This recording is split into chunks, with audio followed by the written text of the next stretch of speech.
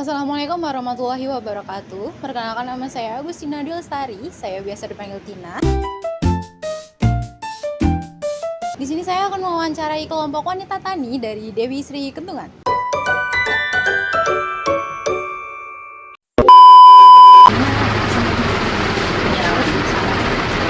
Nama saya Agustina Dwi Lestari dari Dewi saya produksi bidang ekonomi. Di sini saya membuat tugas wawancara dengan Sulis. Nama saya Sulistiani, biasa dipanggil Sulis. Saya ketua KWT Dewi Sri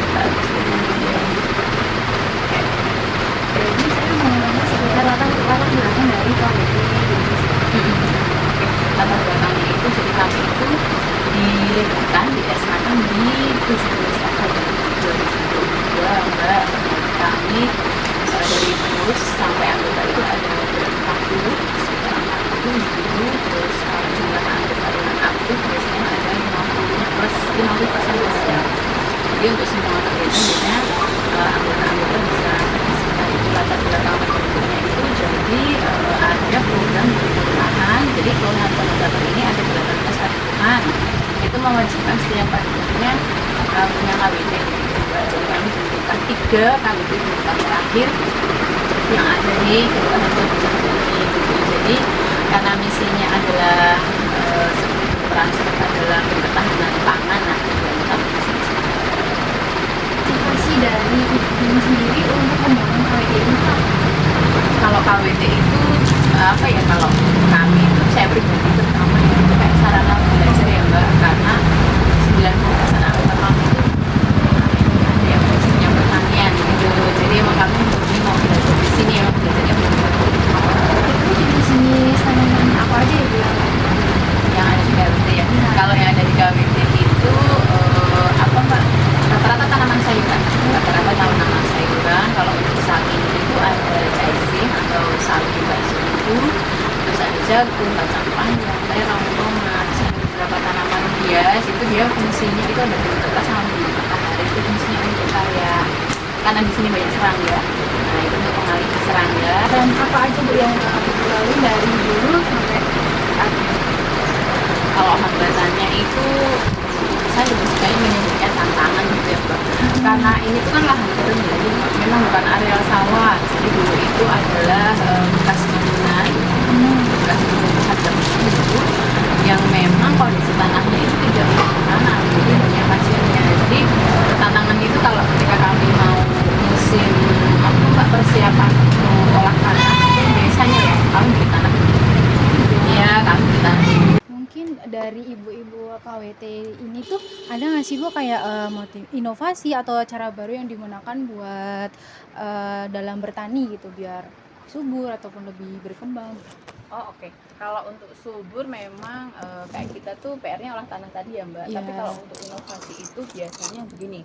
Jadi kami itu di apa ya, penjualannya itu kami tidak hanya menjual mentah aja Mbak. Jadi nggak cuma misalnya kayak sayuran yang dicabut kayak hari ini tuh kan kita panen kangkung itu, tapi ada beberapa produk unggulan yang memang produk unggulan itu biasanya kami akan keluarkan kalau kita jualan lapak Sabtu ini, atau kita dilibatkan di expo gitu. Jadi kayak misalnya kami kan tanam bawang merah tuh Mbak, kami jadikan bawang goreng gitu. Terus ada tanam kacang tanah, kami jadikan sambal pecel. Terus di pojok belakang itu ada markisa, kita bikin sirup markisa. Terus ada lele, kami bikin dimsum lele itu. Terus apa lagi ya, bayam Brazil itu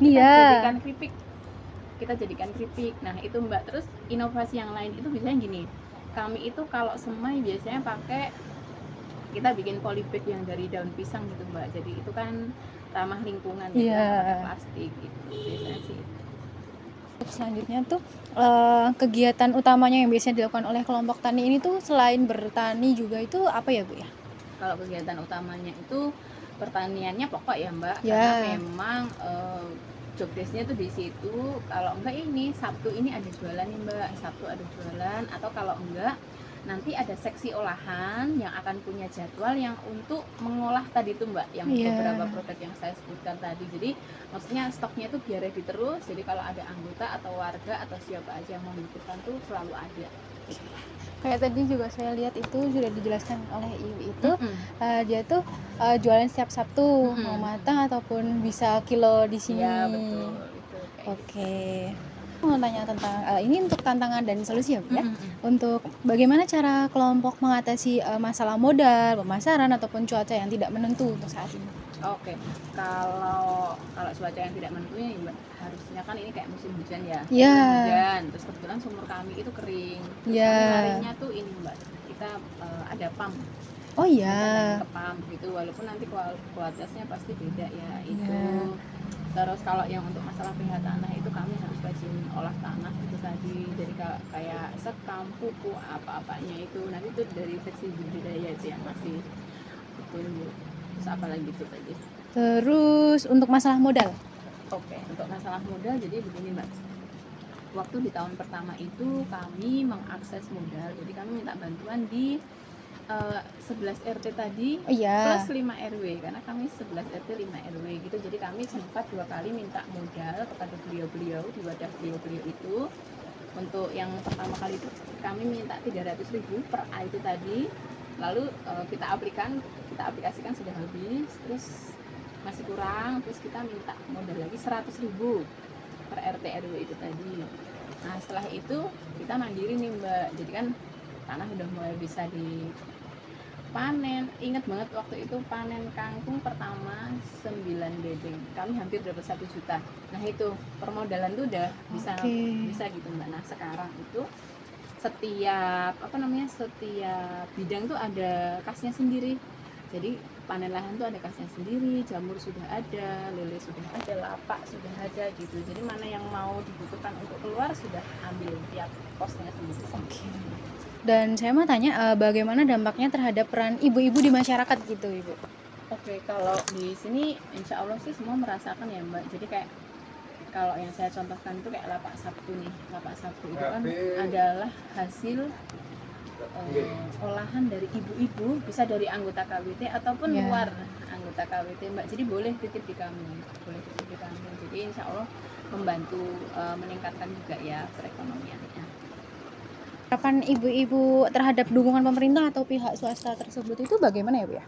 Saya kira jangan putus ya Mbak, jangan putus untuk peduli dan enggak cuma teori aja. Kalau di atas pengennya tuh langsung terjun ke bawah juga, karena saya yakin di setiap KWT atau wadah tertentu itu pasti yang diperlukan beda-beda gitu. Jadi apa yang diperlukan kalau bisa diperhatikan. Dari Ibu sendiri untuk menyinggung tadi produk-produk yang sudah dijual gitu, apakah dari kelompok ini tuh mau bikin brand atau merek produk sendiri gitu, Bu? Dari gitu. Kalau brandnya itu tetap pakai nama KWT ya Mbak, cuma nanti yang kayak PIRT-nya itu yang kami perlukan. Untuk terakhir, apakah Ibu ada closing statement untuk wawancara hari ini? Oh ya oke.